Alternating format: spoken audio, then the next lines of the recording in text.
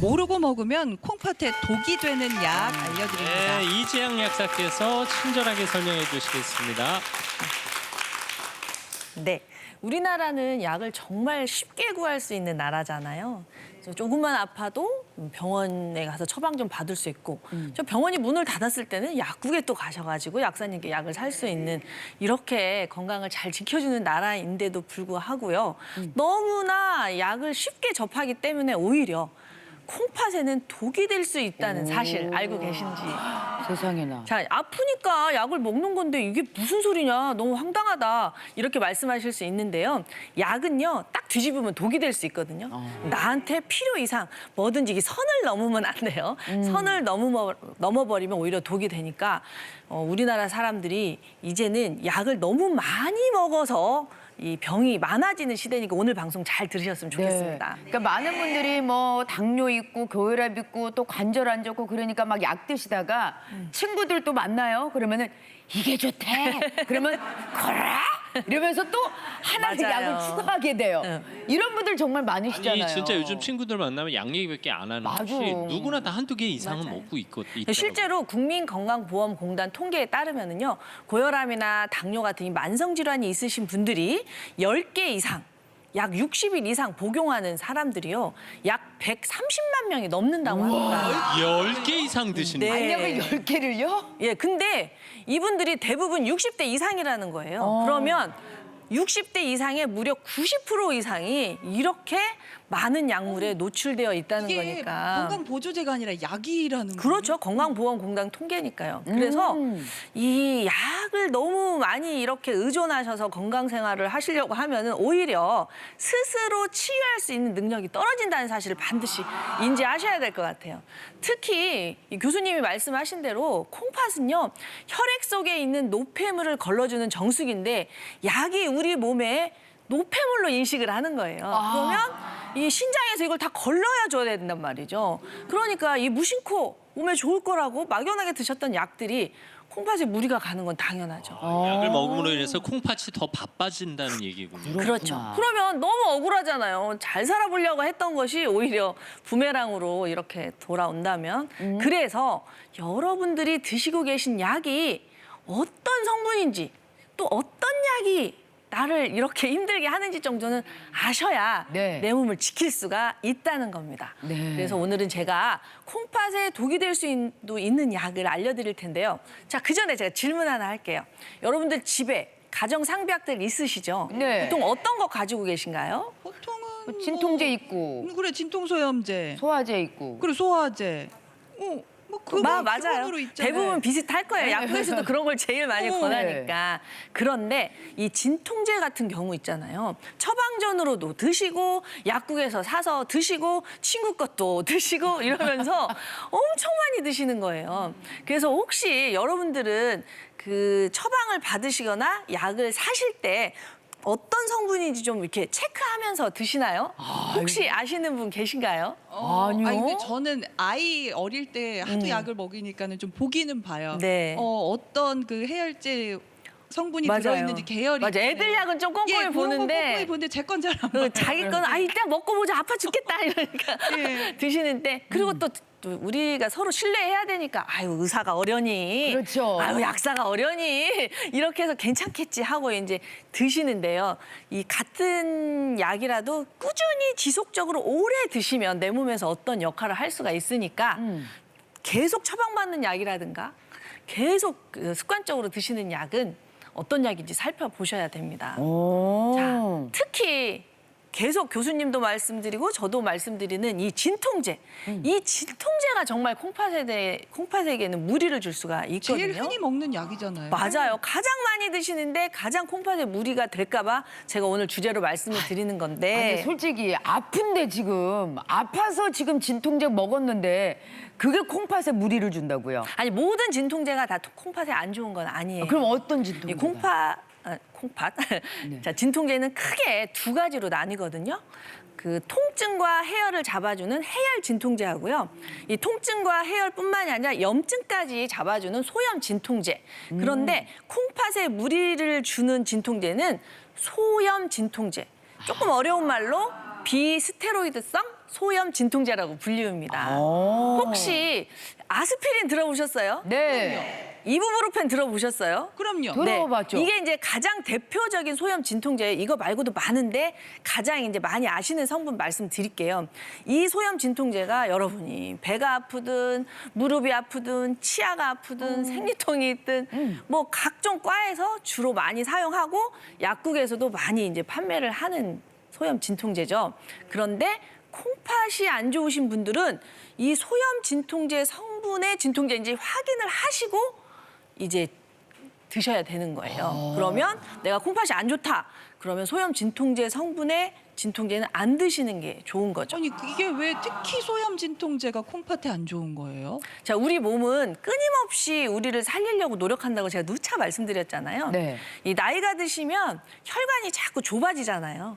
그래서 이 콩팥 혈관도 좁아진단 말이에요. 근데 콩팥으로 혈액이 잘 들어가야 잘 걸러주죠. 그렇죠. 그래서 콩팥에는요, 이 콩팥의 혈관을 잘 넓혀주는 이 확장한다고 하죠. 프로스타그란딘이라는 호르몬이 상주하고 있어요. 네. 그 절에 이렇게 뭐라고 하죠? 절 앞에서 이렇게 기다리고 있는 그 네 명의 맞아요. 예. 보디가드 같은 그런 물질이 있단 말이에요. 그런데 이 소염 진통제를 딱 드시게 되면 이 프로스타그란딘이라는 우리를 지켜주는 이 물질이 혈관을 확장하는 것을 방해해 버려요. 어머나. 그래서 통증은 없어지는데 이 프로스타그란딘이 생성이 부족해지니까 콩팥으로 가는 혈액이 줄어드는 거예요. 그러면 혈액을 걸러줄 수가 없죠. 그렇겠네요. 그래서 건강한 사람 같으면 혈관이 수축과 이완이 잘 되니까 크게 이상이 없는데 만약에 콩팥 기능이 약하신 분들이 소염 진통제를 딱 드시게 되면 급성 콩팥 손상까지 갈 수 있는 어머나 거예요. 어머나. 그러다가 아주 심할 경우에는 추석까지 갈 수 있는 어머나 거예요. 어머나 어머나. 그러니까 해열 진통제 말고 소염 네. 진통제가 우리 몸에 꼭 필요한 성분의 생성을 방해한다는 얘기네요. 맞습니다. 그러면은 콩팥이 건강한 사람들도 이렇게 좀 이렇게 위협을 하는 건가요? 건강한 사람들은 어떨까요? 콩팥이 건강한 사람은 그렇게 뭐 한두 번 먹는다고 해서 큰 문제는 없죠. 다 우리 몸이 스스로 지켜낼 수 있으니까. 그런데 건강한 사람도 가랑비에 옷 젖는지 모른다고 고용량으로 오랜 기간 복용을 한다면 콩팥에 무리가 가겠죠. 그리고 요즘은 어릴 때부터 소염 진통제를 많이 먹거든요. 해열제 먹지, 젊어서 생리통약 먹지, 맞아. 두통약 먹지 이렇게 가다 보면 나중에는 무리가 갈 수 있기 때문에요. 또 약국에서 살펴보다 보면 처방전에 이미 소염 진통제 있는데 통증이 너무 심하다고 약국에서 추가로 또 소염 진통제를 사드시고 이제 이런 것들이 아주 나쁜 습관이죠. 자, 이렇게 되면 남용이고요. 또 이 소염 진통제가 콩팥에만 무리가 있는 게 아니라 위도 아프게 해요. 그래서 유궤양이나 또 출혈 같은 게 생길 수가 있으니까 지나치게 이 약을 남용하시면 안 되겠죠. 근데 선생님 우리가 아픈데 지금 당장 너무 아픈데 진통제를 안 먹을 수는 없잖아요. 그러면 콩팥에 무리를 주지 않는 그런 진통제도 있을까요? 아, 그럼요. 있어요. 물론 진통제는 안 드시는 게 가장 좋죠. 안 아픈 게 제일 좋은 거잖아요. 안 아픈 게 좋죠. 그렇죠. 그런데 어쩔 수 없으니까 드신다면 아세트아미노펜 계열의 해열 진통제를 드시면 좋아요. 근데 이 아세트아미노펜 해열 진통제도 사실 간에는 별로 안 좋아요. 아이고. 그렇기 때문에 미리미리 안 아프게 몸을 만드셔야죠. 네, 여기서 걱정하실까 봐 알려드리는데 콩팥 기능이 안 좋으신 분들은 소염 진통제를 반드시 주의해서 복용하시고 네. 건강하신 분들이 한두 번 드시는 거 그거 괜찮아요. 그럼요. 예. 네. 자, 그러면 두 번째로 콩팥 건강을 위해 주의해야 하는 약은 어떤 게 있을까요? 바로 항생제입니다. 항생제. 네. 예, 항생제 잘 아시죠? 세균이나 바이러스나 곰팡이 등 우리 몸에 들어오면 안 되는 것들이 너무 많이 들어왔을 때 이 세균 감염을 예방하거나 치료하기 위해서 이제 전문의약품으로 의사의 처방하에 우리가 이제 먹는 약인데요. 폐혈증도 에도 나오고 폐렴, 방광염 모든 몸의 염증 신우, 신령 같은 이런 여러 감염 질환에는 두루두루 처방이 됩니다. 그런데 콩팥은요. 이 나쁜 물질을 걸러주기도 하지만 또 우리에게 꼭 필요한 영양 성분은 재흡수를 하는 또 기관이에요. 노폐물을 버리기도 하지만 필요한 건 또 재흡수하는 기관이거든요.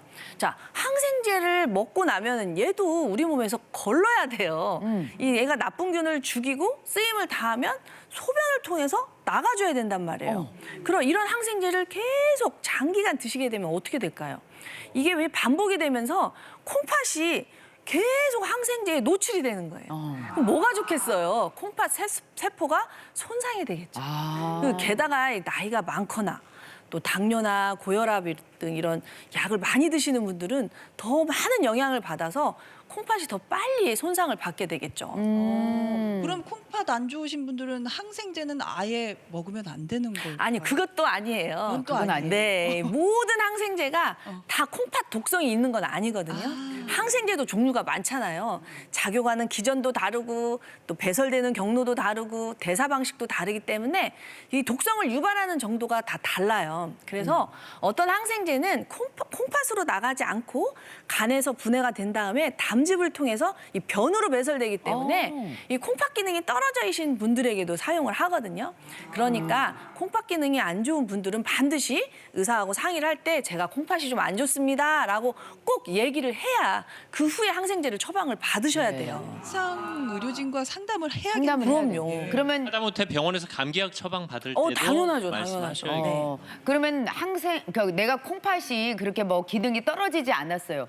그래도 항생제 먹을 때는 좀 주의를 해야 되는 건가요? 당연하죠. 이 감기나 조그만 염증만 있어도 항생제를 지금도 약국으로 사러 오시는 분들이 있어요. 약국에는 항생제 안 팔거든요. 반드시 처방 받아야 되는데도 조금만 이상해도 항생제 주세요 하시는 분들이 많단 말이에요.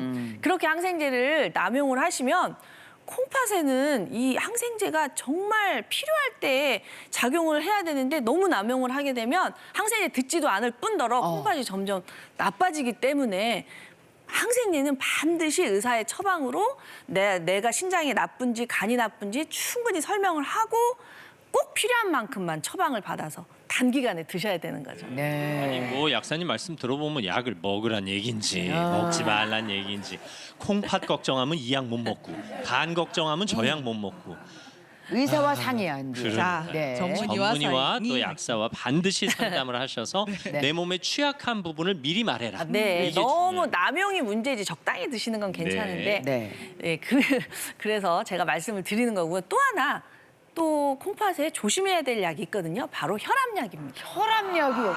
네. 진통제, 항생제 이어서 혈압약. 혈압약까지. 네, 이 혈압과 고혈압과 콩팥은 뗄래야 뗄 수가 없는데요. 아까 교수님이 말씀하신 것처럼 혈압이 너무 세면은 콩팥으로 너무 피가 콸콸콸콸콸 들어가는 거잖아요. 네. 그러면은 이 콩팥 혈관이 막 단단해져요. 살려고. 그러다 보면 콩팥 기능이 나빠지잖아요. 그래서 이 혈압약을 쓰는 이유는 콩팥으로 피가 천천히 들어가게 하는 거죠. 이 세게 들어온 피 때문에 콩팥 기능이 약해지는 걸 방지하기 위해서 고혈압약을 처방을 하는 겁니다. 자, 그런데 왜 혈압약을 주의해야 되냐 이 말씀을 드리냐면요. 네. 왜 주의해야 되는 거예요? 이게 사람 몸이 늘 정해져 있지가 않잖아요. 아, 똑같지 않죠? 그렇죠. 우리가 컨디션이. 어떨 때는 땀을 너무 많이 흘려도 탈수가 일어나는 거고 그렇죠. 또 설사를 막 할 때도 있잖아요. 어. 그럴 때도 있고 너무 스트레스를 받을 때도 있고 이렇게 컨디션에 따라서 혈액량이 갑자기 줄어드는 경우가 있어요. 그렇게 되면 이 콩팥은요. 혈액이 너무 많이 들어가도 안 되지만 혈액이 너무 천천히 들어와도 안 돼요. 왜? 압력이 어느 정도 있어야 혈액을 걸러줄 수가 있는 거죠. 네네. 마치 우리가 홍수가 났을 때는 댐문을 좀 잠그고 가뭄이 들면 댐의 문을 열듯이 이렇게 섬세하게 조절을 해야 되거든요. 네. 자, 이렇게 탈수가 있을 때도 그냥 원래 드시던 혈압약을 계속 드시게 되면 너무 탈수가 심해져서 엄청 어지럽고 기운 없고 깔아앉아 버리는 거예요. 아하. 자, 제가 이 말씀을 왜 드리냐면 혈압이 있으신 분들, 아니, 저 신장이 나쁘신 분들이 고혈압약을 드시는 건 너무 당연한데 너무 깔아앉아 있을 때 반드시 전문가하고 상의를 해서 제가 이렇게 어지럽고 탈수가 심하고 힘듭니다 하면은 이 혈압약의 용량을 줄일 수가 있단 말이에요. 아. 땜분 수위 조절하듯이. 그런데 네. 이거를 말을 안 해요. 상의를 안 하시고 원래 드시던 약이니까 그냥 드시면서 보약을 찾으시는 거예요. 너무 기운 없고 어지럽다고 보약이라든가 영양제를 찾아 헤매시다 보면 오히려 더 콩팥에 무리가 가서 더 나빠지는 걸 제가 너무 많이 발견을 한 여기서 거예요. 그러면은 말씀하시는 게 이제 평소에 콩팥 기능이 안 좋으신 분들이 혈압약을 드시는 걸 아예 먹지 말아라가 아니라 그거 아니죠. 이건 양을. 절대 아니고 주의해서 네. 자 본인의 상태에 맞게 전문가와 상의해서 먹어라 네. 그런 몸이 좀 안 좋으실 때는 반드시 드시던 약을 전문가하고 말씀하신 평소에 영양 먹던 조절. 것도 그때는 한번 그럼요, 상의해라. 그럼요. 그래 그걸 모르시면 오히려 더 나쁜 행동을 하셔가지고 더 악화되는 걸 제가 많이 봤거든요. 내가 힘들어지면 보약 먼저 찾아갈 게 아니라 네. 약을 바꾸든지 약의 용량을 조절하는 절차가 먼저 그럼요. 이루어져야 필요하다. 된다. 네. 맞습니다. 근데 어르신들도 많이 드시는 약 있잖아요. 그러니까요. 많이 드시는 뭐 저기 당뇨약. 네. 당뇨약도 많이 드시는데 이거는 어떻게 콩팥에 괜찮은 건가요? 당뇨약 중에 메트포르민이라는 약이 있는데요. 아마 대부분의 당뇨 환자분들은 이 약을 드실 거예요. 근데 이 약이 콩팥을 통해서 배출이 되거든요. 근데 아까 교수님 말씀하신 사구체 여가율 30 이하의 만성 콩팥병 환자가 이 메트포르민 성분의 당뇨약하고요. 이 아까 제가 말씀드린 비스테로이드성 소염 진통제를 함께 드신다고 생각을 해보세요. 그러면 젖산이라는 물질이 과도하게 축적이 돼가지고 젖산산증이라는 부작용이 생길 수가 있는 거예요. 그러니까 반드시 주의를 하셔야겠죠. 약은 그렇다 치고요. 그러면은 요즘 많이 드시는 건강기능식품들도 진짜 많이 드시잖아요. 네. 요거는 콩팥에 좀 영향을 미칠까요? 약은 네. 아니니까 괜찮을까? 그 각종 건강즙을 많이 드시는데요. 이제 이것이 나쁘다고 말씀은 드리지 않고요. 조심을 하셔야 되는데 그 이유는 바로 칼륨 때문이에요. 아까 교수님이 전해질이라고 설명을 하셨는데 이 전해질이 왜 중요하냐면 이제 대표적인 게 칼륨이나 나트륨인데 우리 몸에 전기를 일으켜요. 근데 이 칼륨이나 나트륨이 제대로 우리 몸속에 비율이 안 맞으면은 전기가 지 맘대로 막 일어나는 거예요. 어머머머머. 그래서 이 전기를 일으키는 주역이 심장이잖아요. 심장에 무리가 갈 수가 있단 말이에요. 콩팥이 나쁜데 이 건강즙에 들어오는 칼륨을 이 건강한 사람은 다 걸러주는데 콩팥이 나쁘신 분들은 못 걸러주니까 과도하게 축적이 돼서 칼륨이 몸에 쌓이고 그렇게 되면 심장에 무리가 갈 수 있기 때문에 조심을 하라는 말씀입니다. 건강즙이나 뭐 홍삼 같은 마시는 맞아요. 것들을 네. 주의해야 한다입니다. 알겠습니다. 자, 질문이 들어와 있습니다. 네. 나이가 들수록 단백질 섭취가 중요하다고 해서 아버지께 단백질 가루를 사드리려고 하는데 이것도 콩팥 건강에 안 좋을 수 있을까요? 요새 물어보셨어요. 단백질 가루들 네. 많이 맞아요. 드시죠. 너무 좋은 질문이세요. 단백질에는요, 다른 탄수화물에나 지방에는 없는 질소라는 물질이 들어있는데 이 질소가 인간에게는 무척 사실은 위험하거든요. 그래서 간에서 다 분해해서 신장에서 걸러줘야 되는데 이 질소가 단백질을 통해서 너무 많이 들어오면 신장에 무리가 가겠죠. 또 네, 그래서 건강한 사람도 단백질 섭취는 지나치게 많이 하면 안 좋은데 콩팥이 나쁘신 분들은 정말 조심을 해야겠죠. 그래요. 그러면 뭐 통풍이 있어서 유산 수치가 높다 이런 분들도 단백질 가루는 그렇게 좋지 않겠네요. 네, 그 사람마다 다른데요. 단백질을 안 드셔도 통풍이 오시는 분들도 있어요. 아이고. 근데 네. 통풍이 왔는데 단백질까지 더 먹는다 그러면 네. 안 좋아질 수도 있다는 네. 얘기군요. 야, 먹는 거 항상 주의해서 아유, 먹어야 그러게요. 되겠다. 우리 그러니까 약- 주치의가 꼭 있어야 돼. 그러니까. 내 옆에 네, 주치의와 약사가. 맞습니다. 아유, 오늘도 친절한 설명, 귀에 쏙쏙 들어오는 설명 잘 들었습니다. 감사합니다. 고맙습니다. 네.